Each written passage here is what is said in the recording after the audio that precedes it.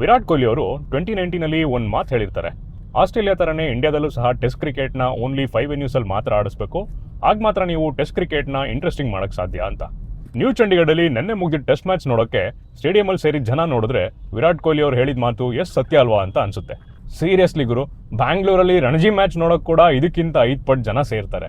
ಇನ್ನು ನಮ್ಮ ಗೌತಮ್ ಗಂಭೀರ್ ಅವರು ಅವ್ರಿಗೆ ಸಿಗ್ದಿದ್ದ ಸೂಪರ್ ಸ್ಟಾರ್ ಪಟ್ಟನ ಬೇರೆ ಯಾರಿಗೂ ಸಿಗಬಾರ್ದು ಅಂತ ಸೂಪರ್ ಸ್ಟಾರ್ ಕಲ್ಚರ್ನೇ ನಿರ್ಮೂಲನೆ ಮಾಡ್ತೀನಿ ಅಂತ ಪಣ ತೊಟ್ಟಿದ್ದಾರೆ. ಹಿಂಗೆಲ್ಲ ಮಾಡ್ತಾರೆ, ಆಮೇಲೆ ಟೆಸ್ಟ್ ಕ್ರಿಕೆಟ್ನ ನೋಡೋಕ್ಕೆ ಜನ ಬರ್ತಿಲ್ಲ ಅಂತ ಜನಗಳ ಮೇಲೆ ಬ್ಲೇಮ್ ಮಾಡ್ತಾರೆ. ನೀವು ಆಸ್ಟ್ರೇಲಿಯಾನೇ ನೋಡಿ, ಮೆಲ್ಬೋರ್ನ್, ಸಿಡ್ನಿ, ಪರ್ತ್, ಅಡಿಲೇಡ್, ಬ್ರಿಸ್ಬೇನ್ ಈ 5 ಸಿಟೀಸ್ ಬಿಟ್ಟು ಟೆಸ್ಟ್ ಕ್ರಿಕೆಟ್ನ ಬೇರೆ ಎಲ್ಲೂ ಆಡ್ಸಲ್ಲ. ಇಂಡಿಯಾದಲ್ಲೂ ಕೂಡ ಆ ಕ್ರಿಕೆಟಿಂಗ್ ಕಲ್ಚರ್ ಎಲ್ಲಿದೆ, ಕ್ರಿಕೆಟ್ ಫ್ಯಾನ್ಸ್ ಎಲ್ಲಿ ಜಾಸ್ತಿ ಇದ್ದಾರೆ ಅಂಥ ವೆನ್ಯೂಸ್ನ ಸೆಲೆಕ್ಟ್ ಮಾಡಿ ಅಲ್ಲಿ ಮಾತ್ರ ಟೆಸ್ಟ್ ಕ್ರಿಕೆಟ್ನ ಆಡ್ಸೋದು ಒಳ್ಳೇದು ಅಂತ ಅನ್ಸುತ್ತೆ. ನೀವು T20 ಮತ್ತು ODIನ ಎಲ್ಲಿ ಬೇಕಾದರೂ ಆಡಿಸಿ ಜನ ಸೇರ್ತಾರೆ. ಆದರೆ ಟೆಸ್ಟ್ ಕ್ರಿಕೆಟ್ಗೆ ಕ್ರೌಡ್ ಸೇರಬೇಕು ಅಂದರೆ ಆ ಡೆಡಿಕೇಟೆಡ್ ವೆನ್ಯೂಸಲ್ಲಿ ಮಾತ್ರ ಆಡಿಸೋದು ತುಂಬಾ ಇಂಪಾರ್ಟೆಂಟ್ ಆಗುತ್ತೆ.